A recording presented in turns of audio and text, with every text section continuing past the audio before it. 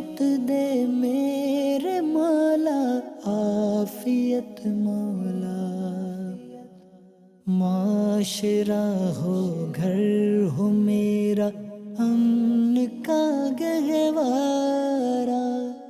الحمدللہ رب العالمین، الصلاۃ والسلام علی سید الانبیاء والمرسلین، اما بعد فاعوذ باللہ من الشیطان الرجیم، بسم اللہ الرحمن الرحیم۔ الصلاۃ والسلام علیک یا رسول اللہ وعلی آلک واصحابک یا حبیب اللہ، الصلاۃ والسلام علیک یا نبی اللہ وعلی آلک واصحابک یا نور اللہ۔ نبی کریم صلی اللہ تعالی علیہ وآلہ وسلم نے ارشاد فرمایا، جب بھی کوئی شخص مجھ پر سلام بھیجتا ہے تو اللہ تعالیٰ میری توجہ اس کی جانب پھیر دیتا ہے یہاں تک کہ میں اس کے سلام کا جواب دیتا ہوں۔ صلو علی الحبیب صلی اللہ تعالی علی محمد صلی اللہ علیہ وسلم، صلاۃ و سلام علیک یا سیدی یا رسول اللہ۔ غزوہ بدر یہ ایسا حق و باطل کا زبردست مارکہ ہے، اور اس میں ایمان والوں کے لیے، قیامت تک آنے والوں کے لیے سیکھنے کے ایسے مدنی پھول ہیں کہ اگر ان پر انسان عمل کرنا شروع کرے تو دنیا میں بھی کامیاب ہو سکتا ہے، آخرت میں بھی کامیاب ہو سکتا ہے۔ حضرت مولانا حاجی محمد عمران اتاری دعوت قدم القدسیہ ہمارے ساتھ پروگرام میں موجود ہیں۔ نگران شورا سے انشاءاللہ الکریم کچھ ہم غزوہ بدر کے حوالے سے بھی بات کریں گے۔ پہلا سوال غزوہ بدر کے بارے میں میں جو پوچھنا چاہوں گا، مجھے یہ لگتا ہے کہ ایک بنیادی سوال ہے۔ گھوڑے دیکھا جائے تو 2 ہیں، اور شمشیریں دیکھا جائے تو وہ بھی کوئی اتنی زیادہ جو ہے وہ نہیں ہیں، ان کی تعداد بھی کم ہی ہے۔ زریں دیکھی جائیں تو یہ بھی کم ہیں، 8 شمشیریں 6 زریں، یوں کر کے اس طرح سے روایات میں بیان ہے۔ 2 گھوڑے، اس طرح کا جو جنگی ساز و سامان ہے وہ یہ ہے۔ یعنی آپ ایک جنگ کی تیاری کے لیے جو ریکوائرڈ سامان ہے، جو افراد ہیں، جو اس کے لیے ایک آپ کو کمک چاہیے، اس کو آپ دیکھیں تو وہ کوئی زیادہ یہاں پر ہے نہیں۔ لیکن پھر بھی اللہ تبارک و تعالیٰ نے ایمان والوں کو ایک تاریخی فتح جو ہے وہ عطا فرمائی۔ آپ کیا خیال فرماتے ہیں کہ اس میں مین چیز کیا تھی کہ جس نے مسلمانوں کو تاریخی فتح سے ہمکنار کرا دیا؟ الحمدللہ رب العالمین والصلاة والسلام علی خاتم النبیین۔ میں اول تو دنیا بھر کے تمام عاشقان رسول کو اس بات کی مبارکباد دوں گا کہ آج یوم الفتح ہے، فتح کا دن ہے، اور آج 17 رمضان یہ وہ مطلب کہ 2 سن ہجری کا یہ واقعہ تھا کہ جب اللہ پاک نے 17 رمضان کو مسلمانوں کو ایک ایسی فتح عطا فرمائی کہ مسلمان آج تک اپنی اس فتح کو یاد کر کے، اس کامیابی کو یاد کر کے یوں سمجھے کہ ان کے سینے چوڑے ہو جاتے ہیں۔ اور آج صرف فتح کا دن تو ہے ہی، لیکن آج ہی وہ مطلب 17 رمضان ہی وہ تاریخ تھی جس دن اس امت کا فرعون ابو جہل 2 ننھے صحابہ کے ہاتھوں عبرت ناک موت مرا۔ اتنی مطلب کہ بڑی کامیابی تھی یہ۔ تو اللہ پاک کا شکر ہے کہ آج ہم ایک بار پھر 17 رمضان منا رہے ہیں، اور مجھے تو ہر سال یہ تاریخ بہت پسند ہے 17 رمضان۔ ایک تو یہ کہ یہ بدر کی تاریخ ہے، دوسرا یہ کہ ام المومنین سیدتنا عائشہ صدیقہ رضی اللہ تعالی عنہا کا بھی مطلب کہ یہ وصال دنیا سے جو آپ نے پردہ فرمایا وہ بھی 17 رمضان ہی ہے۔ اور ان سے بھی جو ایک امی حضور سے جو ایک اٹیچمنٹ ہے قلبی، اسپیشلی جب میں نے یہ سورہ نور کے اندر جب ان کے تعلق سے جو آیات کریمہ نازل ہوئی واقعہ افک پر، اور افک مبین کہہ کے جو اللہ پاک نے اس کا بیان کا آغاز ہوا ہے قرآن کریم میں کہ کھلا بہتان جب فرما دیا، تو وہ پھر میں آگے پڑھتا تھا، وہ پورا واقعہ پڑھتا رہا تفاسیر کے ساتھ۔ تو یوں سمجھیے کہ ام المومنین سیدتنا عائشہ صدیقہ رضی اللہ تعالی عنہ کی محبت اور دل میں پیدا ہوتی تھی کہ اللہ پاک کی بارگاہ میں آپ کا کتنا بڑا مقام اور مرتبہ ہے، اور کتنی زبردست پاکی بیان فرمائی گئی۔ اللہ پاک کی قدرت دیکھیں کہ یہ پاکی اور یہ برات صرف سرکار صلی اللہ علیہ وسلم کی زبان مبارک سے ادا نہیں ہوئی کہ حدیث تک محدود ہوتی، یہ قرآن کریم کی آیت نازل ہوئیں، اور اتنی آیتیں نازل ہوئیں کہ قیامت تک نمازوں میں میری امی جان ام المومنین عائشہ صدیقہ رضی اللہ تعالی عنہا کے رتبے کا کوئی کہ خطبہ پڑھا جاتا رہے گا۔ جب جب قرآن کریم کی آیات کریمہ کی تلاوت کی جائے گی، الحمدللہ رب العالمین میری امی جان ام المومنین عائشہ صدیقہ کی شان و عظمت کا بیان مسلمان سنیں گے الحمدللہ۔ تو یوں یہ بڑی ایک جو ہسٹوریکل مومنٹس ہیں، ہسٹوریکل ایک ڈیٹ ہے یہ 17 رمضان المبارک۔ اور جیسا کہ آپ نے سوال کیا سلمان بھائی کہ اتنے کم، اس کو کہتے ہیں مطلب جنگی سامان یا جنگی آلات کی کمی جی کو اگر ہم پیش نظر رکھتے ہیں تو خیر آج تو اس کا بڑا ہے کہ جناب آپ کا یہ چیزیں بڑی مضبوط ہونی چاہیے، جی مگر جو اس سے سیکھا ہے نا اور جو سیکھنے کو ملتا ہے تو ٹھیک ہے، یہ جو آلات حرب ہیں یا جو جنگی سامان ہیں ان کی امپورٹنس کا کوئی انکار تو نہیں کرے گا، ایسا ہی لیکن مومن ان پر تکیہ نہیں کرتا، مومن ان پر بھروسہ نہیں کرتا، ٹھیک ہے۔ سب سے پہلی چیز جو غزوہ بدر سے ہم سیکھتے ہیں وہ سیکھتے ہیں اللہ پر بھروسہ اور رسول پاک کی اطاعت۔ اللہ اللہ واہ یعنی 12 رمضان کو یہ قافلہ مدینہ پاک سے جو روانہ ہوتا ہے، الحمدللہ میں مدینہ پاک سے بدر کا میں نے سفر کیا ہے الحمدللہ، تو یہ سفر ہے، یعنی ایسا نہیں کہ پیچھے گلی میں بدر ہے، ایسا ہی ایک سفر ہے۔ جی بالکل ہاں، تو نبی پاک صلی اللہ علیہ وسلم کی اطاعت ایسی تھی کہ جب روانگی ہوئی تو جو جس حال میں تھا چل پڑا، آگے جا کر حالات کچھ ایسے تبدیل ہوئے کہ صورتحال جو تھی وہ جنگ میں تبدیل ہو گئی، جی غزوہ جس کو پھر غزوہ بدر کا نام دیا گیا۔ جی وہ جو چلے تھے تو وہ کوئی جنگی ارادہ نہیں تھا، جی تو وہ جو جس کیفیت میں تھا وہ چل پڑے، لیکن آگے جا کے جب صورتحال تبدیل ہوئی تو اس کے بعد جو پھر نبی پاک صلی اللہ علیہ وسلم نے ان کے سامنے جو صورتحال رکھی، ان صورتحال رکھنے کے بعد جو معاملہ سامنے آیا اور صحابہ کرام علیہ رضوان نے جس طرح اپنی جان مال قربان کرنے کا وہاں پر اپنے عزم کا اظہار کیا، وہ ایک کتابوں میں لکھی ہوئی باتیں قابل رشک ہیں، پڑھتے ہیں تو مطلب مزے کو مزہ آ جاتا ہے۔ تو ایک تو ہے اللہ پاک پر بھروسہ، ٹھیک دوسرا ہے اطاعت رسول صلی اللہ علیہ وآلہ وسلم، کہ نبی پاک صلی اللہ علیہ وسلم نے جو فرمایا، جیسا فرمایا، بس ہمارے ساتھ رسول اللہ صلی اللہ علیہ وسلم، ہمیں اور کیا چاہیے۔ سبحان اللہ۔ تیسری بات جو یہاں پر ہمیں سمجھنے کا موقع ملتا ہے، سیکھنے کا موقع ملتا ہے، وہ رسول پاک صلی اللہ علیہ وسلم کی دعائیں ہیں۔ اللہ اللہ اللہ ایک صاحبان ہے وہ پیارے آقا صلی اللہ علیہ وسلم اپنے رب کے حضور اس قدر گریہ فرماتے، اس قدر دعا میں آپ نے دعائیں کی کہ آپ کے جو شان و مبارک پر، کندھے مبارک پر جو چادر تھی، وہ چادر دعا کے دوران نیچے تشریف لے آتی۔ اللہ اللہ صدیق اکبر رضی اللہ تعالیٰ عنہ آگے بڑھ کر وہ چادر اٹھا کر رکھتے ہیں اور نبی پاک صلی اللہ علیہ وسلم سے کہتے ہیں آقا بس کیجئے، یعنی اتنی آپ نے دعائیں کی ہیں کہ یا اللہ اگر یہ لوگ ختم ہو گئے تو پھر تیرا نام لینے والا کون ہوگا۔ تو یوں مطلب کہ ایک تو دعا، تو یہ چند ایک چیزیں تھیں جو کہ مسلمانوں کا سمجھے کہ یہ ایک بہترین سامان تھا، بہترین سرمایہ تھا، اور سچی بات ہے عشق رسول کی ایک لازوال داستان ہے غزوہ بدر۔ اللہ اللہ اللہ سبحان اللہ۔ اللہ تعالیٰ نے ایمان والوں کی مدد غزوہ بدر میں کس کس طرح سے فرمائی؟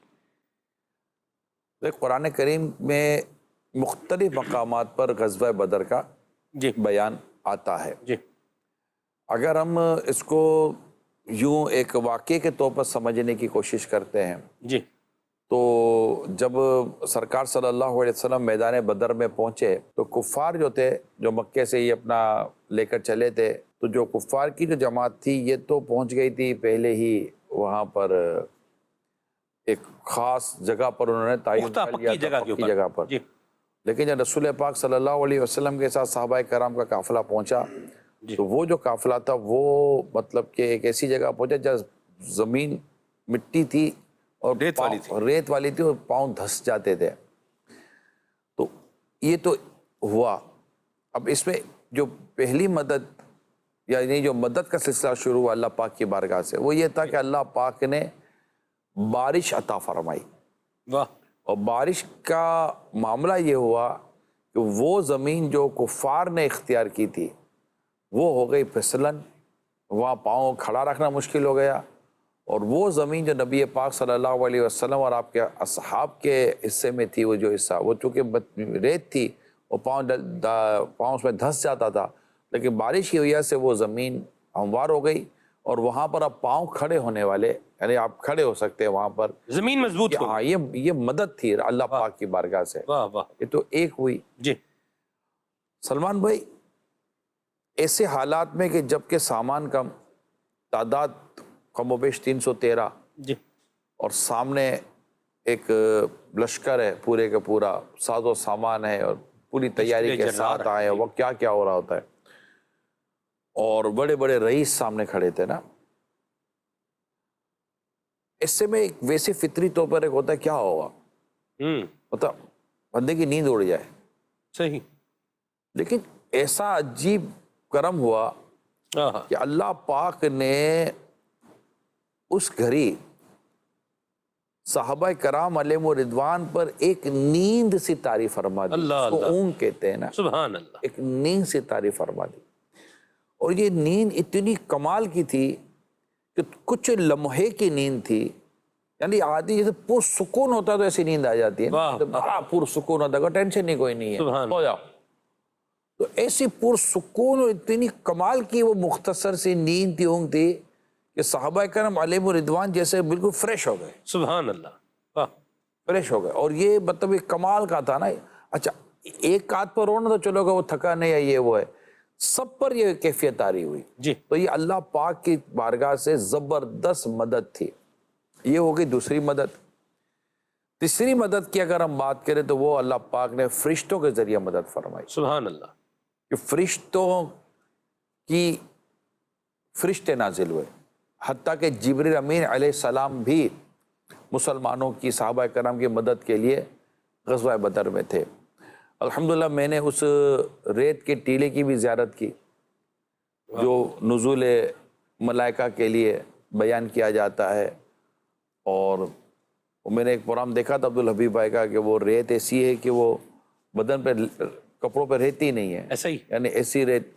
تو میں نے کہا میں بھی موقع ملے گا تو زیارت کروں گا. تو میں نے باقاعدہ وہاں جا کے دیکھا کہ وہ ریت کا ٹیلا اور وہ جبل ملائکہ، ہاں کمال کا مطلب بڑا پر ذوق اور پر ایک کیفیت والا وہ مقام ہے. تو اس طرح فرشتوں کے ذریعے بھی اللہ پاک نے اپنے پیارے حبیب صلی اللہ علیہ وسلم کے اصحاب کی مدد فرمائی. سبحان اللہ. اصحاب بدر کی فضیلت اگر دیکھی جائے تو اس میں آپ کیا کہیں گے؟ اور کیا کہوں کہ اصحاب بدر کے تعلق سے کہ صحابہ کرام علیہم رضوان کی جو اگر ہم سیرت کو پڑھتے ہیں تو بدری صحابہ یہ پورا ایک ٹائٹل ہے. ایسا ہی بالکل. وہ صحابہ جو صلح حدیبیہ میں تھے ایک ٹائٹل ہے، السابقون الاولون یہ ایک پورا ایک ٹائٹل ہے. جی اسی طرح اصحاب بدر ایک پورا ٹائٹل ہے سبحان اور ان کے باقاعدہ فضائل ہیں. جی یہاں سیدنا عثمان غنی رضی اللہ تعالیٰ عنہ کا ذکر بہت کہ سرکار صلی اللہ علیہ وآلہ وسلم کی جو شہزادی تھی وہ بیمار تھی، تو سرکار صلی اللہ علیہ وسلم نے حضرت عثمان غنی رضی اللہ تعالیٰ عنہ کو ان کی تیمارداری کے لیے مدینے میں ہی رہنے کا ارشاد فرمایا تھا. جی تو وہ میدان بدر میں اگرچہ شریک نہیں ہو سکے لیکن سیدنا عثمان غنی رضی اللہ تعالیٰ عنہ کا شمار بدری صحابہ میں ہوتا ہے. اور جو مال غنیمت تقسیم ہوا وہ اس میں بھی حضرت عثمان غنی رضی اللہ تعالیٰ عنہ کو حصہ دیا گیا. سبحان اللہ. واہ واہ. تو بدری صحابہ کے تعلق سے تو باقاعدہ بشارتیں ہیں، ان کے لیے خوشخبریاں ہیں اور ان کی ایک اپنی امپورٹنس ہے. حتیٰ کہ میں نے دیکھا ہے کہ بعضوں نے اصحاب بدر کے نام لکھ کر رکھے ہیں اپنے پاس کہ اگر ان کے نام کے ساتھ کوئی دعا کی جائے تو اللہ پاک وہ دعا قبول فرماتا ہے. سبحان اللہ. برکت نصیب ہوتی ہے. سبحان اللہ. ہر صحابی نبی جنتی جنتی، اور پھر اصحاب بدر کی بھی کیا شان ہے. سبحان اللہ. اللہ تبارک و تعالی صحابہ کرام علیہم رضوان کی برکتیں ہم سب کو نصیب فرمائے. آئیے کال کی جانب بڑھتے ہیں. صلو علی الحبیب صلی اللہ تعالی علی محمد. حضرت قرآن پڑھنے کے لیے وقت نہیں ملتا، اس کا کوئی حل بتائیے گا. موبائل سے جان چھوڑائیں گے تو انشاءاللہ بہت وقت ملے گا. کئی وقت ہمارا موبائل لے گیا. کھانے کے ٹائمنگ کو سیٹ کریں، وقت ملے گا. اگر دوستوں میں بیٹھنے کی ایسی عادت ہے کہ جس کا کوئی ہاتھ پیر نہیں ہے تو انشاءاللہ اس کو چھوڑیں، وقت ملے گا. وقت پر بستر پر جائیں، وقت پر بستر سے اٹھ جائیں، انشاءاللہ وقت ملے گا. اور سچی بات تو یہ ہے کہ وقت اسی کو ملے گا جس کو اللہ پاک کی توفیق نصیب ہوگی. اللہ پاک اسے توفیق عطا فرمائے گا. تو اپنے ان ٹائمنگز کو کائنڈلی اپنے اسکیجول سے وتھ امیجیٹ ایفیکٹ جس کو کہتے ہیں نا فوراً سے پیشتر آپ اس کو مطلب اپنے اسے نکالیں اور ایک نیا اسکیجول بنائیں. الحمدللہ آپ کو فجر کی نماز سے پہلے کبھی بھی وقت ملے گا، اور ابھی تو فی الحال تھوڑا بندہ اٹھ جائے سحری سے کچھ دیر پہلے تو بھی ماشاءاللہ تہجد کی نماز کا بھی وقت مل جاتا ہے اور تلاوت کا بھی وقت مل جاتا ہے. اسی طرح اگر آپ عصر کی اذان مسجد میں سن لیتے ہیں تو عصر کی سنتیں پڑھنے سے لے کر فرض نماز پڑھنے تک کے درمیان آپ کو وقت مل جاتا ہے. اس طرح مغرب کی نماز اور سنتیں وغیرہ یا اوابین کے نوافل ادا کر کے بھی 2-5 منٹ کے لیے آپ کو وقت مل جائے گا. تراویح پڑھ کر فوراً آپ کو تھوڑا بہت وقت مل جائے گا. تو اگر آپ یوں دیکھیں تو الحمدللہ وقت مل سکتا ہے، ایسا نہیں کہ وقت نہیں مل سکتا. بس اللہ پاک کرے کہ ہمیں سے توفیق نصیب ہو جائے کہ ہم تلاوت قرآن کریم سے اپنے آنکھوں کو ٹھنڈا کریں کہ قرآن اپنی تلاوت کرنے والے کی شفاعت فرمائے گا. مرحبا. کال. میرا نگرانی شورا سے یہ سوال ہے کہ بھائی کو چائے پلانے دعوت کھلانے کا دل نہیں کرتا، دوستوں کے ساتھ گھومنے پھرنے کھانے پینے میں کوئی پرابلم نہیں ہوتی، یہ کیفیت پلس ہے یا مائنس؟ ارشاد فرمائیں. یہ پلس تو نہیں کہتے، اصل میں بھائی سے کیونکہ روز کا ملنا جلنا ہوتا ہے اور شروع سے ہی ایک بچپن سے ہی آپس میں ایک کہنا سننا ہو رہا ہوتا ہے تو بعض اوقات اس طرح کی چیزیں ہو جاتی ہیں. پھر کچھ بھائی نے کبھی منع کر دیا ہوتا ہے، کبھی کیا کر دیا ہوتا ہے تو یہ ہو جاتا ہے. لیکن بھائی کے ساتھ یہ قلبی تعلق درست نہیں ہے، یہ خونی رشتہ ہے اور دوستوں سے کئی آگے. بھائی جو ہے نا آپ کا سگا بھائی، یہ دوستوں سے بہت آگے. یہ بہت سو کوئی اس کا واسطہ شاید پڑتا نہیں ہے. نام میں ہی آگے ہے صاحب، کام میں کہاں آگے ہے. آپ دیکھیں. اچھا نام میں آگے ہے، نام میں ہی آگے ہے. ہاں جی آگے ہے نا، تو آگے تو تسلیم کر لیں. نہیں ٹھیک ہے، آگے ہے. آگے ہے صحیح. آگے تو تسلیم کریں. ہاں جی ٹھیک ہے تو بس آگے تو ہے نا، اس کو آگے رکھیں چاہے کسی بھی طور پر آگے ہے. بھائی تو ہے نا، کسی دوست سے خونی رشتہ ہے نہیں، اس سے تو ہے نا، ذوی الارحام میں آتا ہے. بالکل آتا. ٹھیک ہے تو یہ خونی رشتے ہیں، ان کو باقاعدہ یہ قرابت داری ہے ان کے ساتھ اور زیادہ مطلب کہ ان کی امپورٹنس ہے. اور اگر بڑا بھائی ہے تو وہ تو باپ سمان ہوتا ہے، اس کا تو باقاعدہ حدیث میں ذکر ہے بڑے بھائی کا. تو یوں نہیں ہوتا. اچھا اب کچھ کہنا سننا ہو گیا ہوتا ہے، کوئی رنجش ہو گئی ہوتی ہے تو دل نہیں آگے بڑھ رہا ہوتا. لیکن بھائیوں میں یہ ہونا نہیں چاہیے. یہ بالکل میں آج آپ کو سب کو درخواست کر رہا ہوں، اگر آپ سگے بھائیوں میں کہیں بھی کوئی ڈسٹینس ہے آپ جا کر بات کریں کہ بھائی یہ پرابلم ہے، کیا کرنا بتاؤ. بھائیوں میں تو ہوتا ہے سب، بھائیوں میں ہی تو ہوتا ہے. آپ دیکھیں وراثت کا مسئلہ کس میں ہوگا؟ بھائیوں کا ہوگا. ٹھیک ہے، ایک گھر میں رہ رہے ہیں آپس میں، بچوں کی وجہ سے جو ہے نا وہ ان کی بیویاں بھی آپس میں کچھ نہ کچھ مسائل کر رہی ہیں، پھر یہ بھی آپس میں جو ہے وہ کر رہے ہیں. اور یہ مسائل جتنے ہیں، کاروبار کا مسئلہ ہے وہ بھی کس کے ساتھ ہوگا؟ بھئی ایک ہی کاروبار ہے، بھائی بھی اسی میں، بڑا بھی اسی میں، چھوٹا بھی اسی میں. اب اس کاروبار کی وجہ سے بھی آپس میں چپکلیش ہوگی. دوست کے ساتھ تو یہ ساری چیزیں نہیں ہوتی. آپ نے ایک محاورہ سنا ہوگا، گھی گرا تو کھچڑی میں، سنا ہے؟ بالکل. اگر اپنی کوئی چیز بھائی کی طرف چلی جاتی ہے نا تو گھی گرا تو اپنی کھچڑی میں گرانا. مرحبا. میرا ہی بھائی ہے نا، میرا ہی بھائی کی طرف چلا گیا. سلمان بھائی اگر سگے بھائیوں کی باؤنڈنگ ہو نا، پراپر باؤنڈنگ ہو، اور خدا نہ خاصا دونوں کی بیویوں میں پرابلم ہے، اگر خدا نہ خاصا ہے، ہر ایک کے یہاں یہ نہیں ہوتا، اگر خدا نہ خاصا ان دونوں کے پاس کوئی ایسے معاملات ہیں کہ دونوں کے مطلب کہ وہ پرابلم ہے اور بھائیوں میں بانڈنگ ہے، یہ فیل ہو جائیں گے، یہ کچھ نہیں کر سکیں گے. اگر بھائیوں میں بانڈنگ ہے، بھائی آپس سے بات کر لیا کریں. تو میں یہ عرض کرنا چاہ رہا تھا کہ وہ سلمان بھائی نے ایک اور سوال کر دیا کہ اگر آپ کو آپس میں کہیں بھی یہ فیلنگ ہو جاتی ہے، اس پہ جھوٹ نہیں بولنا چاہیے، فیلنگ ہو جاتی ہے، یہ نہیں یار نہیں کچھ نہیں ہے، ہوتا ہے، ہو جاتی ہے، کوئی بھی ایک بھائی ہمت کر کے چلا جائے دوسرے بھائی کے پاس، رابطہ کر لے، یہ فیلنگ ہے، کیا کرنا ہے یار، مجھے نہیں مزہ آتا، میں آپ سے اس طرح مطلب کہ بے رخ انداز میں نہیں رہ سکتا، ہماری ملاقات ہو تو ایسے ہی ہو جیسے واقعی جو دو سگے بھائی ملتے ہیں. ایسے باتوں سے تو یہ گھاؤ نہیں بھرے جا سکتے نا. اب آپ دیکھیں ایک بھائی ہے، اسے دوسرے بھائی کی بھیا تو بولے گا نا، جانے تو دو، ابھی تو میں لے کر جا رہا ہوں ان کے پاس، تو وہ بولے گا تو صحیح نا کہ بھائی کیسے ہو گئے تعلقات صحیح، یہ ہوا تھا، یہ ہوا تھا، یہ ہوا تھا. تو یہی ہے نا، آپ اسی طرف میری توجہ دلانا چاہ رہے ہیں. تو اگر وہ بولے گا تو پھر اس کو حل کرنا پڑے گا نا. اگر غلط فہمی ہوگی تو دور کرنی پڑے گی، غلطی ہوگی تو ماننی پڑے گی. اور اگر کوئی لین دین کا ایسا مسئلہ ہوا تو ظاہری بات ہے کہ ہر چیز تو مطلب صرف زبانی کلامی تو نہیں ہوگی، پھر وہ چیزیں کرنی پڑے. لیکن یہ کرنا تو چاہیے نا. یہ جیے گا کیسے بندہ یوں بھائیوں میں یا بہنوں میں یا بھائی بہنوں میں یہ بندہ جیے گا کیسے کہ یار یہ کچھ حساب کتاب. اور اگر بڑا بھائی, بعض اوقات بڑا بھائی ہوتا ہے نا سلمان بھائی, کہہ دیتا ہے بڑا ہے نا یار چلو نام کا صحیح, بڑا تو ہے نا یار. نہیں بڑا ہے تو چھاؤں کرے نا جی. آپ دیکھیں درخت ہے وہ چھاؤں کرتا ہے, گھنا درخت ہے چھاؤں کرتا ہے, خود دھوپ کھاتا ہے لیکن نیچے بیٹھنے والے کو کیا کرتا ہے, ٹھنڈا سایہ وہ جو ہے فراہم کرتا ہے. مگر بڑا بھائی ہے تو یہ تو مطلب خود برداشت کر کے دوسروں کا خیال کرے. تو یہاں تو حساب یہ ہے کہ بڑا بھائی ہے اور وہی مطلب ملائی اوپر سے اتار کے کھا رہا ہے, اور بچے بیچارے جو دوسرے. سارے بڑے بھائی تو ایسے نہیں کرتے ہوں گے ملائی, کیونکہ اگر چھاؤں میں اگر درخت کے نیچے بیٹھا ہوئے تو کبھی کبھی پھل اوپر سے گر کے سر پہ لگتا بھی ہے, کوئی پرابلم نہیں ہے. ٹھیک ہے, تو بھائی ہے یار, میں کہتا بھائی ہے. اور والد بھی دو باتیں کہہ ہی دیتے ہیں نا. اگر بھائی نے دو باتیں کہہ دی, اب بھائی ہے, دل بڑا کرنا ہے. دیکھو میں آپ کو بتا, جینا ہے تو دل بڑا کریں. یہ وہ دل بڑا کرنا نہیں ہوتا, ورنہ تو ہارٹ اسپیشلسٹ کے پاس جانا پڑے گا. یعنی تھوڑی سوچ کو بڑی کریں, بڑی کریں. بھائی ہے میرا بھائی, میرا بھائی مجھے نہیں بولے گا تو کس کو بولے گا. ایک شعر سنا دو. سبحان اللہ, ارشاد.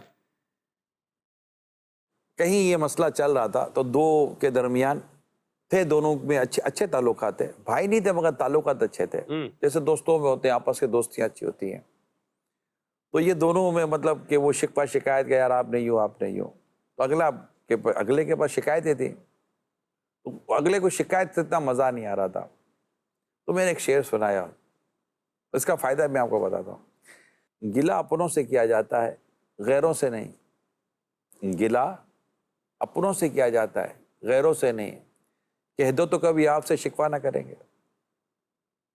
اگر آپ میرے اپنے ہیں تو پھر گلہ شکوہ تو اپنوں میں رہے گا نا. اجنبیوں سے کوئی گلہ شکوہ کرتا ہے کیا؟ یار بھائی, نہ نام نہ تا نہ پتہ نہ جان نہ پہچان, کچھ بھی نہیں ہے. اس سے آدمی کیا بات کرتا ہے, کچھ بھی نہیں کرتا.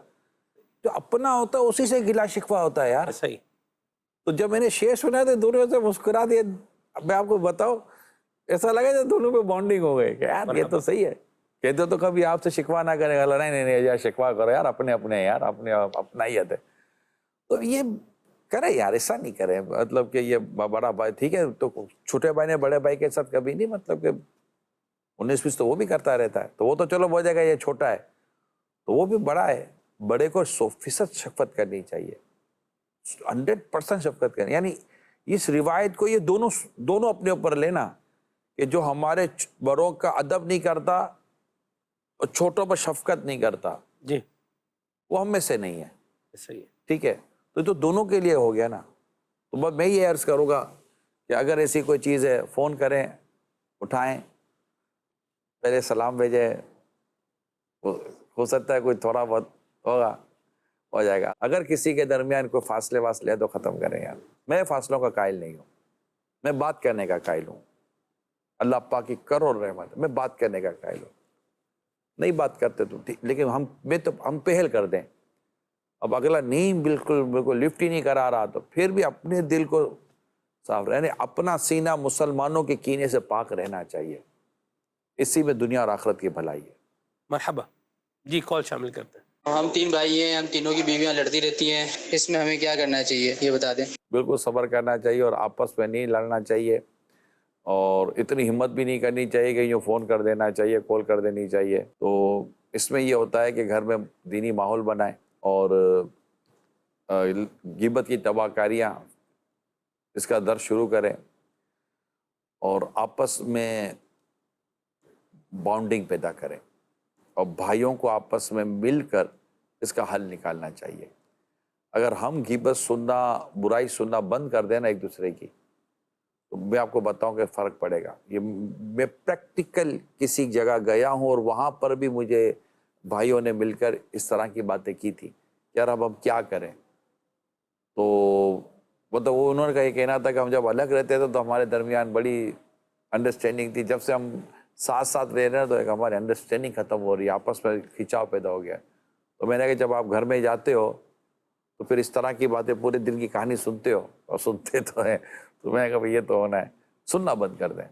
اس کی بھی نرمی کے ساتھ تربیت کریں کہ اللہ کی بندی کیوں غیبتیں چغلیاں کر کے اپنی قبر و آخرت کو نقصان پہنچائیں. میں غیبت نہیں کر رہی تو بھئی کیا ہے, اگر سچی بھی ہے تو بات غیبت ہوتی ہے, کیونکہ جب وہ کہے گا کہ میں جا کر بات کرتا ہوں تو آپ تو بات تو کرنے نہیں دو گی, تو بات کرنے نہیں دو گے تو بات کی کیوں. تو کیا پیٹ ہلکا نہ کریں, تو پیٹ ہلکا کرنے کے نام پر اپنے گناہوں کا وزن کیوں بڑھانا ہے. صبر کریں, بلکہ اس طرح کا کہیں اللہ نہ کرے ماحول ہے تو عورتوں کو تو چاہیے کہ وہ آپس میں ملائیں. یعنی میں ایک واقعہ آپ کے ساتھ شیئر کروں. یہ دلہن تھی جو بہو بن کر گھر آئی اور تھوڑے عرصے میں اس پر یہ بات واضح ہو گئی کہ میرا شوہر جو ہے نا اپنے ابو کے ساتھ بات نہیں کرتا. یعنی کہ باپ بیٹوں میں ٹھنی ہوئی ہے. اچھا اس میں یہ فائدہ نہیں اٹھا رہی تھی. اب اس نے اس کو ٹارگٹ لیا کہ میں کسی صورت میں اپنے شوہر کو ان کے ابو کے قدموں میں ڈالوں گی. اچھا یہ جب بھی اپنے سسر کے بارے میں کوئی بات کرتی نا تو شوہر کا موڈ خراب ہو جاتا. مگر اس نے کوشش نہیں چھوڑی. طویل واقعہ ہے, میں صرف اتنا بتا دیتا ہوں. وہ دعائیں بھی کرتی تھی, کہیں نہ کہیں کوئی ذکر آتا نا تو ان کے ابو کی کوئی اچھی بات بیان کر دیتی. پھر ایک دن کافی موڈ میں تھے نا شوہر صاحب, انہوں نے بیٹھ کر والد صاحب کے تعلق سے بہت پیاری اچھی باتیں کی, باپ کی اہمیت سمجھائی, شریعت و دین میں باپ کو کیا مقام حاصل ہے وہ بتایا. کہا یوں ہے تو درگزر کس چیز کا نام ہے, معافی کی آپ اولاد ہیں, اولاد کی کیا ذمہ داری, یوں کر کے کافی چیزیں بیان کی. آخر کا کچھ عرصے کے بعد بیٹے کے دل میں باپ کی ایک ہلکی سی محبت جاگی اور پھر اس کو مزید انہوں نے آگے بڑھایا. آخر کار وہ باپ اور بیٹے کو ملانے میں کامیاب ہو گئی. یہ بھی تو بہو تھی جو اس طرح کے کام کر کے کامیاب ہو گئی. تو جب بھی ایسی کوئی چیز ہو نا تو لڑکی کو چاہیے, یعنی بہو کو چاہیے کہ وہ بات کرے جس سے بنے. انشاءاللہ آپ کا گھر بنے گا. میں اپنی بیٹیوں کو عرض کر رہا ہوں, اپنی بہنوں کو عرض کر رہا ہوں, آپ کا گھر بنے گا. یہاں خود غرضی کا کام نہیں ہے, یہاں سیلفش ہونا مقصد نہیں ہے. یہ فیملی ہے, فیملی میں بندہ سیلفش نہیں ہوتا. فیملی میں بندہ ایک دوسرے کے لیے اچھی چیزیں کرتا ہے. کہ جو مطلب کہ بیٹا اور لیڈی اپنے والدین کے ساتھ دور ہے, جی یہ ہوتا ہے. میں آپ کو بتاؤں, اور جیسے شادی ہوتی ہے نا تو چونکہ شروع سے والدین کے ساتھ اس کی اتنی بانڈنگ یا انڈرسٹینڈنگ ہوئی نہیں ہوتی, شادی تو ہو جاتی ہے. شادی کے بعد جب ایک بیوی کا اس کو ایک آسرا سہارا ملتا ہے اور وہاں پر ایک انڈرسٹینڈنگ اسٹیبلش ہو رہی ہوتی ہے تو یہ اور اپنے والدین سے دور ہوتا ہوا بیوی کی طرف ہونا شروع ہو جاتا ہے. وہاں پر عورت فیل کرتی ہے کہ یہ اپنے والدین سے دور کیوں ہو رہے ہیں. وہ کیوں فیل نہیں کرتی نا, یہی تو مسئلہ ہے. میں یہی کہنا چاہ رہا ہوں کہ وہ فیل کرتی ہے کہ یہ مطلب والدین سے دور ہے, اور تو وہ خوش نہ ہو اس پر وہ خوش نہ ہو. اس پر وہ دیکھے کہ اپنے والدین سے کیوں دور ہو رہے ہیں. یہ ان کے ماں باپ ہیں, ان کی خدمت یہ ان پر لازم ہے. یہ ایک اچھی نیک دیندار عورت کی مدنی سوچ ہوگی, دینی سوچ ہوگی مرحبا, کہ ان پر اپنے والدین کی خدمت لازم, کیونکہ وہ سوچے گی کہ کل میری بھی تو اولاد ہوگی. تو وہ اپنے شوہر پر کوشش کرے گی کہ اس کے دل میں ان کے والدین کے لیے جو دوری ہے وہ دوری ختم ہو. یہ وہ عمل ہے کہ یہ جب اس کو آباد کرے گی نا اللہ پاک اس کے صدقے اس کو آباد کرے گا. مرحبا. یہ میں یہ عرض کرنا چاہ رہا ہوں. بہت خوب. تقسیم کی شوہر, اچھا اس کے کیا ہوگا, یہ بولے گی کہ شوہر ادھر چلا جائے گا, ادھر نہیں جائے گا. اس کا یہ عمل جو ہے نا شوہر کے دل میں اس کی عزت بڑھائے گا. اور کبھی کو خدا نہ خواستہ میاں اس کی بیوی کے لیے کوئی ایسی کمزور بات ماں باپ کی طرف سے آئے گی نا تو وہ اس کو سمجھے گا, وہ اس کو وہ بات اس کو کہے گا کہ یہی تو وہ عورت ہے جس نے مجھے آپ کے قریب کیا ہے. سی بات, یہ غلط کیسے ہے. مرحبا. تو یہ ایک ہوتی ہے, اور والدین کو بھی عزت بڑھے گی اور اس کا جو ایک سیلف رسپیکٹ بڑھے گی کہ یہ وہ بہو تھی جس نے ہمیں ہمارا کھویا ہوا بیٹا دلایا ہے. ورنہ تو ہوتا یہ ہے کہ رخصتی یہاں سے بیٹی کی ہوتی ہے اور یہاں سے ایک طرف سے رخصت بیٹے کی بھی ہو جاتی ہے. تو ایسا نہیں ہونا چاہیے. والدین اپنی جگہ پر ہے, اور والدین کی طرف ایسا نہ ہو کہ وہ بیوی کا حق ادا کرنے میں کوتاہی کرے کہ قیامت کے دن اس سے اس کی بیوی کے بارے میں پوچھا جائے گا کہ تم نے اس کی حق تلفی کس وجہ سے کی. صحیح. تو یہ ساری چیزیں بیلنس کے ساتھ چلنا پڑتا ہے. میں یہ درخواست کرتا ہوں. ٹھیک ہے, مرحبا. یہ بھی کلیئر ہو گیا. وہ جو کال میں تھا کہ بھائیوں کی بیویاں آپس میں جو ہے وہ لڑ رہی ہیں, تو میں ایسا میں یہ تو انہی کا کردار ہے. اصل میں آدمی چپ چاپ بیٹھ کر ہر چیز کا تماشا نہ دیکھے, اصلاح کی صورت بنائے. مرحبا. ورنہ وہ سنتا ہی رہے گا, کان پک جائیں گے اور آپس میں بھائیوں میں دوریاں پیدا ہوں گی. وہ جا کے بھائی کو بولے گا نا یار یہ ہوا, تو بولے گا اپنی بیوی کو سمجھا, میری بیوی تو یہ بول رہی تھی, تو یوں مطلب یہ فیصلہ کیسے ہوگا کون صحیح ہے کون غلط ہے؟ صحیح. تو پہلے تو تینوں بھائی مل کر بیٹھ کر انڈرسٹینڈنگ کریں اور پھر انشاءاللہ تعالی وہاں کی نیکی کی دعوت کا سلسلہ اور اصلاح کا سلسلہ شروع کریں. اور میں کہتا ہوں کہ اسلامی بہنوں کو اجتماعات میں بھیجیں. مرحبا. اللہ نے چاہا تو انشاءاللہ سوچ بڑی خوبصورت ہو جائے گی. مدینہ مدینہ. اچھا یہ بھی ایک کا بیان ہے نا، جی باقی دو بھائیوں کا ایسا ہی بیان ہے، یہ بھی تو ضروری نہیں ہے. ٹھیک ہے. کون؟ نگران شورا سے میرا سوال ہے، خوف خدا اور عشق رسول سے رونا چاہتا ہوں لیکن رونا نہیں آتا، کیا کروں؟ اللہ اللہ اللہ، اللہ پاک نصیب کرے آپ پر مجھ پر رحمت کی نظر فرمائیں. قرآن کریم کی تلاوت یہ بہت اس میں مفید ثابت ہوتی ہے. قرآن کریم کی تلاوت دل کو نرم کرتی ہے، کیونکہ یہ اس کا تعلق دل کی نرمی سے ہے. نبی پاک صلی اللہ علیہ وسلم دل کی نرمی کا ایک علاج یتیم کے سر پر ہاتھ پھیرنے کو بھی واہ. یتیم کے سر پر ہاتھ پھیرنے سے بھی دل نرم ہو جاتا ہے. اگر والدین حیات ہیں ان سے دعا کرائیں. اور یہاں ایک اور فضیلت بھی بتاؤں اس کی، یتیم کے سر پر ہاتھ پھیرے گا تو جتنے بال اس کی ہتھیلی کے نیچے سے گزریں گے اللہ ہر بال کے بدلے میں اس کو ایک نیکی بھی عطا فرمائے گا. اور والدین سے دعا کرائیں، بزرگوں سے دعا کرائیں، تو اللہ پاک نے چاہا تو آنکھوں سے آنسو بہیں گے. بعض اوقات آنکھ سے آنسو نہیں بہتے، دل روتا ہے، رونگٹے کھڑے جاتے ہیں. خشیت قلبی بھی ہوتی ہے، یہ بھی کم نعمت نہیں ہے، بڑی نعمت ہے. ایک بات تو بتائیں سب، آپ دعوت اسلامی کے ماحول میں آنے سے پہلے کبھی آپ کو یاد ہو کہ آپ خوف خدا سے یا عشق مصطفیٰ سے یوں رونے کا سلسلہ جو ہے وہ ہوا ہو؟ میں دعوت اسلامی سے پہلے دینی ماحول کی طرف آپ کہہ سکتے ہیں میرا رجحان ایسا کوئی خاص تھا ہی نہیں. صحیح. دینی ماحول کی طرف مطلب گھر بار کے معاملات میں جیسے کہ کچھ نہ کچھ رونا تو وہ فیملی میں جیسے کہ آدمی یوں گھر میں کوئی نہ کوئی 19-20 ہو جاتا آدمی روتا رہتا، دوستوں میں ہو جاتا آدمی روتا رہتا ہے.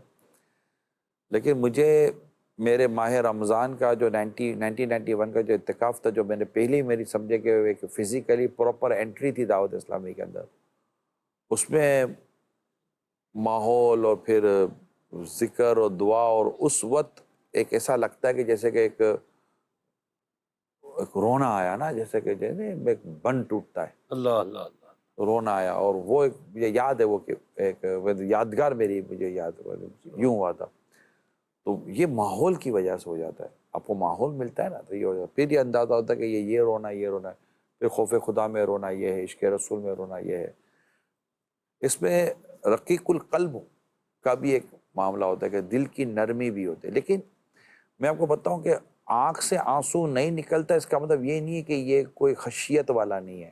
کئی ایسے ہوتے ہیں جن کی آنکھیں اگرچہ نہیں روتی مگر ان کے دل بڑے خشیت سے بھرے ہوئے ہوتے ہیں. ورنہ بعض اوقات تو آنکھوں کا آنسو نکلنا تو ایسا بھی ہوتا ہے کہ ہماری آنکھ کا آنسو ہی ہماری کیفیت کی آنکھ کو بجھا دیتا ہے. اور دوسرے لمحے ہم ایسے ہوتے ہیں جیسے کہ کبھی روئے نہیں تھے.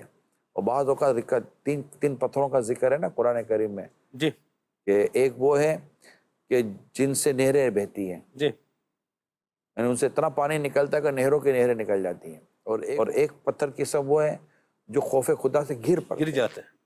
یہ تین پتھروں کی جی، بالکل. بنی اسرائیل کو بتایا کہ تمہارے دل تو پتھروں سے بھی سخت ہے، پتھروں میں بھی اس طرح کے پتھر ہوتے ہیں. ایسی بات ہے. ٹھیک ہے. بالکل. تو یہ اللہ پاک اپنے حبیب کی یاد میں، مدینے کی یاد میں، آخرت کی یاد میں، قبر و حشر کی یاد میں رونا نصیب فرمائے. آمین. رونے والی آنکھیں مانگو. رونا سب کا کام نہیں ہے.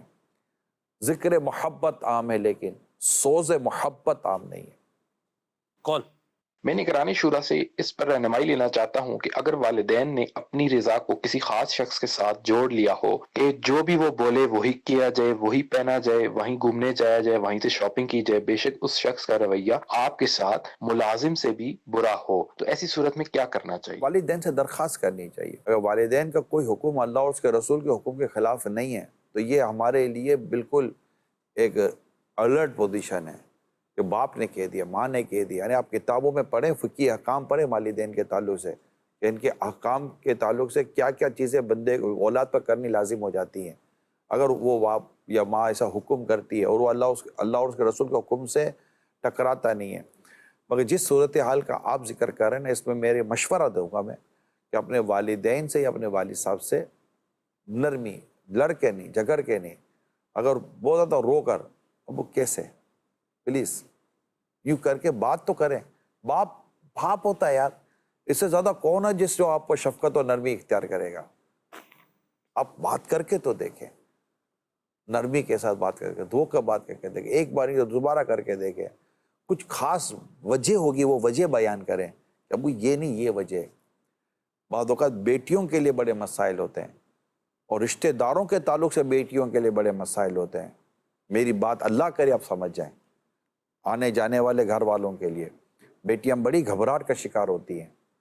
جی ہاں, تو ان بچوں کو بھی چاہیے کہ اگر ایسا کوئی ناخوشگوار ماحول اور انکمفرٹیبل ماحول اگر ان کے گرد بن رہا ہے تو وہ اپنے امی ابو کے ساتھ شیئر کرو, اور امی ابو اس کو اگنور نہ کریں. یہ یاد رکھیے گا جو میں کہنا چاہ رہا ہوں. اللہ کرے کہ میرا یہ اتنی بات کرنا آپ کے ذہن میں آ جائے. اللہ کرے. بہت سے اشارے ایسے ہوتے ہیں جو عبارت سے زیادہ بلیغ ہوتے ہیں. تو میں نے یہ, کیونکہ اس پر میں کھل کر بات نہیں کر سکتا, جو عرض کرنا چاہ رہا ہوں اللہ کرے آپ سمجھ جائیں. جی مرحبا, اللہ آپ کو برکت عطا فرمائے. میں یہاں ایک بات کہنا چاہ رہا ہوں, والدین آخر کیوں اٹیچ کر رہے ہیں اپنی اولاد کو, جو ہے وہ کسی اور کے ساتھ اٹیچ کر کیوں رہے ہیں؟ مطلب یہ خود ہی بھئی جو کہنا کرانا ہے, آپ کو جو بولنا بلانا ہے وہ خود ہی بات کر لیں, بھئی کسی اور کے کھاتے میں ان کو مطلب کیوں اس طرح ڈال کے ایک آزمائش میں ڈالنے والی بات کوئی ہے. بھی وجہ ہو سکتی ہے. والد صاحب نہیں ہیں, ملک میں نہیں ہے, شہر میں نہیں ہے, والد صاحب کی کوئی ایسی مصروفیت ہے, یا بیٹے کا ماضی کا کوئی ایسا ایٹیٹیوڈ ہے, کوئی بھی چیز ہو سکتی ہے. یا واقعی باپ اپنے بیٹے کو جس کے سپرد کر رہا ہے اس سے والد صاحب کو اپنے بیٹے کی اصلاح کی امید زیادہ ہے. یہ بہت کچھ ہے. آخر ہم ماں باپ کے لیے نیگیٹو کیوں سوچیں؟ میں تو ایک بات جانتا ہوں, یہ نیگیٹو کیوں سوچیں گے ہم ماں باپ کے لیے؟ پازیٹیو بھی سوچیں. اور جہاں آپ کو ماں باپ کے لیے ایسا لگتا ہے کہ ہمارے ساتھ وہ ہونا چاہیے جو نہیں ہو رہا وہ ہو, تو والدین کے ساتھ اولاد کو چاہیے بات کریں. اور میں تمام والدین سے یہ درخواست کروں گا, کیونکہ آپ والدین ہیں, میں آپ کے ساتھ ہاتھ جوڑ کر عرض کرتا ہوں. یہ سمجھیے کہ میں آپ کے جوان بچوں کی نمائندگی کرنے کی کوشش کرتا ہوں, ٹھیک ہے نا, کہ ان کی بات شفقت و محبت سے سنیں. اور اگر کوئی بات آپ کی ان کی نہیں ماننی تو ڈانٹ کر اور جھاڑ کر نہیں, ان کو دلائل سے سمجھا کر دور سے, ورنہ آپ صرف یوں کر دیں کہ نہیں تو نہیں, پیچھے سے تو کرنا ہی ہے. پھر اس نے اگر کوئی چیز کی قباحت ہے, کسی چیز کی خرابی ہے, برائی ہے, تو آپ اس کو اس کے دل میں اتاریں تاکہ وہ آپ کی ایبسینٹ میں بھی نہ کرے نا, آپ کے دنیا سے جانے کے بعد بھی نہ کرے. مرحبا, ماشاءاللہ. جی ہمارا ویڈیو سوال ہے ہمارے پاس, ایک شامل کرتے ہیں. جی. شادیوں میں عموماً یہ دیکھا گیا ہے کہ دولہا کو گیٹ رکائی کے لیے اس کی سسٹر روکتی ہیں اور کچھ رقم کی ڈیمانڈ کرتی ہیں. اب آیا کہ جو دولہا ہے اس کے پاس پیسے ہیں یا نہیں, اور اس طرح کی جیسے جوتا چھپائی کی رسم ہوتی ہے اس میں بھی دولہا سے ڈیمانڈ کی جاتی ہے اب اس کے پاس پیسے ہیں یا نہیں, اور کئی لوگ اسے دیکھ رہے ہوتے ہیں جس سے اس کی عزت نفس بھی مجروح ہوتی ہے. تو اس طرح کی رسم و رواج کے بارے میں آپ کیا کہتے ہیں؟ اکبر دیکھیں, مجھے تو دعوت اسلامی سے پہلے کی کچھ نہ کچھ اس کی صورتحال کا پتہ ہے. اب تو خیر پتہ نہیں کہاں کے کہاں نکل گیا ہوگا. یہ عمومی طور پر اس طرح کی جو رسومات ہیں نا, یہ انتہائی بدتمیزی, بد تہذیبی اور بد اخلاقی اور بے پردگی پر مبنی ہے. اور یہ 4 لفظ میں نے کہا, ان میں سے کوئی بھی اچھا لفظ نہیں ہے جو آپ اپنے لیے انتخاب کرنے کی کوشش کریں. یہ ایسے ہیں اور یہ اس طرح کا ہوتا ہے. اچھا یہ پتہ بھی ہوتا ہے دولہے کو کہ میرے ساتھ یہ ہونے والا ہے, وہ بھی مطلب اس سے لطف اندوز ہو رہے ہوتے ہیں, اور جیب میں پیسے ویسے بھی انہوں نے آگے پیچھے رکھے ہوتے ہیں دوستوں کے پاس. یہ مجھے ماضی کا پتہ ہے. اب تو مجھے لگتا ہے کہ اس کے اندر اور 4 کلمات جو مطلب اضافہ کر سکتے تو آپ کر لیں. تو ایسی کوئی رسم ہونی نہیں چاہیے. سگی بہنیں اپنے سگے بھائی کے ساتھ انتہائی پر ایک اخلاقی دائرے میں, جہاں کوئی مطلب خلاف شرع چیز نہیں ہو رہی, اگر کوئی ایسی مطلب کہ گفتگو کرتی ہیں جو کہ دل آزاری اور تکلیف دہ اور مشقت میں ڈالنے والی نہیں ہوتی, تو ایک الگ بات ہوتی ہے. خوشی کے اندر بندہ کرتا, جیسے عیدی میں بچہ ضد کرتا ہے نہیں 100 روپے نہیں میں تو 200 روپے لوں گا, والدین سے بچے ضد کرتے ہیں اگرچہ نہیں کرنا چاہیے. تو ایسی کوئی صورتحال الگ ہوتی ہے, لیکن ایسی صورتحال بننا تو مطلب مشکل ہے. اگر ایسی صورتحال بنا ہے تو لوگ یہی کہیں گے کہ یار پھر نہ ہی کرو تو بہتر ہے, پھر وہ مزہ ہی نہیں. ان کو تو مزہ آتا ہے نا. یہ مزے لینے کے لیے جو سارے کام کیے جاتے ہیں, تو دوست بھی ہوتے ہیں, تو دوستوں کے وہ بہنوں کی بھی دوستیں ہوتی ہیں, تو یہ اللہ کی پناہ اللہ کی پناہ. مگر میں آپ کو یہ بتا رہا ہوں کہ ابھی 25-30 سال میں تو یہ اور مطلب معاملہ کہاں کے کہاں نکل گیا ہوگا نا. میں تو ایک ماضی کی مطلب تصورات کی بات کر رہا ہوں جو میں دعوت اسلامی میں نہیں تھا, اس وقت کی بات کر رہا ہوں. تو اس طرح کے ماحول اس وقت کے میرے دیکھے ہوئے ہیں, اور اب کا کیا حال ہوگا, تو اب تو اور برا حال ہوگا. اللہ پاک ہمیں ہر گناہ بھرے خلاف شرع رسم و رواج سے محفوظ فرمائے. یوں ہی ایک شادی کا موقع تھا, یہ میں پرانی ایک بات بتا رہا ہوں. تو اس میں یوں ہوا کہ بھئی اساں رسماں کر دیاں نے, یعنی میں چونکہ پنجاب سے میرا اوریجن ہے تو میں اسی پر بھی ہمیں رسمیں کرنی ہے. شادی کا موقع تھا, بھئی اساں رسماں کر دیاں نے. ہاں جی بھئی کی کر دیاں رسماں, بھئی کیا رسمیں کرنی ہیں. تو ایک تھی رسم گوڈا بنائی, یعنی وہ کیا دولہے کے گھٹنے پر وہ رسی جو ہے نا وہ باندھتے ہیں. تو دولہے کے باپ نے کہا کہ میرا پتر ہے کہ کھوتا ہے, یعنی میرا بیٹا ہے یا گدھا ہے جس کو آپ نے یوں مطلب رسی باندھ رہی ہے. تو اس طرح کی باتیں بھی ہوتی ہیں پھر, اور بعض اوقات جھگڑے ہو جاتے ہیں سب. یہ بھی میں آپ کو بات بتاؤں, یعنی یہی رسمیں اور انہی رسموں میں ہونے والی باتیں یہ زندگی کے اندر یوں سمجھ لیں کہ زہریلے بیج کی صورت بھی جو ہے وہ اختیار کر جاتے ہیں.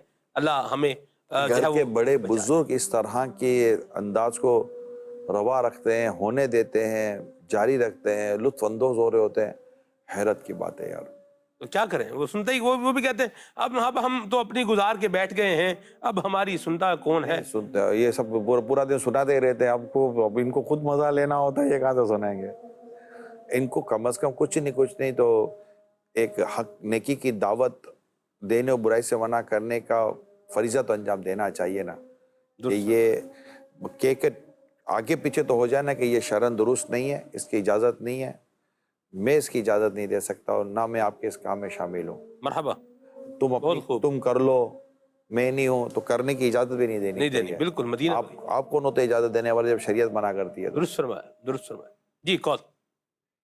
میرا یہ سوال ہے, امی ابو جھگڑا ہے, ہم بچے اس میں پس رہے ہیں, کس کی سائیڈ لیں؟ ایک طرف ماں ہے, ایک طرف باپ. کسی کی سائیڈ نہ لیں, ہاتھ اٹھا کر اللہ سے دعا کریں, یا اللہ ہمارے ماں باپ کے دلوں کو ملا دے, پیار محبت اتفاق دے دے. اور جب موقع ملے نا, امی کے پاس بیٹھ کے کچھ ابو کی جائز اچھی باتیں کر دیں, اور ابو کے پاس بیٹھ کے امی کی کوئی درست جائز اچھی باتیں کر دیں, اور ان دونوں کے دلوں کو ملانے کی کوشش کریں. اللہ پاک نے چاہا تو آپ کی انشاءاللہ تعالیٰ دعا قبول ہو جائے گی. اللہ پاک ماں باپ کے دل ملا دے گا. سائڈ کسی کی نہیں لینی. ایک طرف ماں, اب وہ ایک دو آنکھیں ہیں, میں بولا ایک کی سائڈ لو. کس کی سائڈ؟ دونوں آنکھیں پیاری ہیں, کس کی سائڈ لیں گے آپ؟ دونوں, ہم دونوں ہی, والد بھی ماں بھی. تو سائڈ نہیں لینی ہوتی. اپنے آپ کو بیلنس میں رکھیں, اور بیچ میں پڑھنے کی بھی بعض اوقات پوزیشن ہوتی نہیں ہے, بہت پرابلم ہو جاتی ہے. پھر جیسا ماحول, پھر جیسی آپ کی پوزیشن, اللہ پاک خیر فرمائے. آمین. اور اس میں یہ بھی بات ہوتی ہے کہ بعض اوقات باپ یہ بولتا ہے کہ پہلے میں کما کے دے رہا تھا, میری ویلیو تھی, اب میں وہ کمائی نہیں کر رہا تو اب میری ویلیو ختم ہو گئی. ماں بعض اوقات یوں بھی مطلب آتی ہے کہ بھئی میں نے بڑا برداشت کر لیا, ساری زندگی برداشت کی ہے, اب جو ہے نا برداشت مجھ سے مطلب وہ نہیں ہوتا. یہ تو دونوں کے جھگڑوں کی باتیں بیان کی. بیٹا کیا کرے, تو سوال تو یہ تھا نا. جی. بیٹا تو ان کو بھی سمجھا دے نا بھی ساتھ میں بات, جیسے ایک موضوع سے. بیٹا تو سائڈ میں, بیٹا تو اس میں مطلب دعا پارٹی نہیں بنے گا, بن ہی نہیں سکتا نا. صحیح. ماں کی طرف جائے گا کہ باپ کی طرف جائے گا. ہاں یہ ضرور کہوں گا کہ اگر بیٹا اتنا باشعور ہے, سمجھدار ہے, دیکھ رہا ہے, تو جو ظلم کر رہا ہوگا نا بیٹے کے دل میں, اس کے لیے فرق تو آئے گا. ایسا ہی یہ یاد رکھیے گا. اگر ماں زیادتی کر رہی ہے شوہر کے ساتھ, مطلب دیکھ رہا ہے کہ میرا باپ مظلوم ہے بیچارہ, لیکن ماں میری یا کسی صورت سیٹ نہیں ہو رہی, کسی صورت اس کو چین سے نہیں بیٹھنے دے رہی, تو بیٹے کے دل میں ماں کی امپورٹنس جو ہے نا وہ کچھ نہ کچھ کم ہوتی چلی جائے گی, بہت کم ہو جائے گی سب. اور اگر باپ ظلم کر رہا ہے کہ دیکھیں ماں مظلوم ہے میری, اتنا کرتی ہے, سب کچھ کرتی ہے, پھر بھی باپ ہے کہ اس کو پتہ چین ہی نہیں ہے, جب دیکھو ماں کو کوسنے دیتا رہتا ہے, ماں کو بولتا رہتا ہے, تو باپ کی محبت ہے نا بیٹے کے دل سے کم ہوگی. تو سوچ سمجھ کے کریں جو بھی کرنا ہے, نہ کریں, محبت سے رہیں, پیار سے رہیں, اتفاق سے رہیں, اور اجازت بھی دیں. صلو علی الحبیب صلی اللہ تعالی علیہ. عافیت دے میرے مولا, عافیت مولا, معاشرہ ہو گھر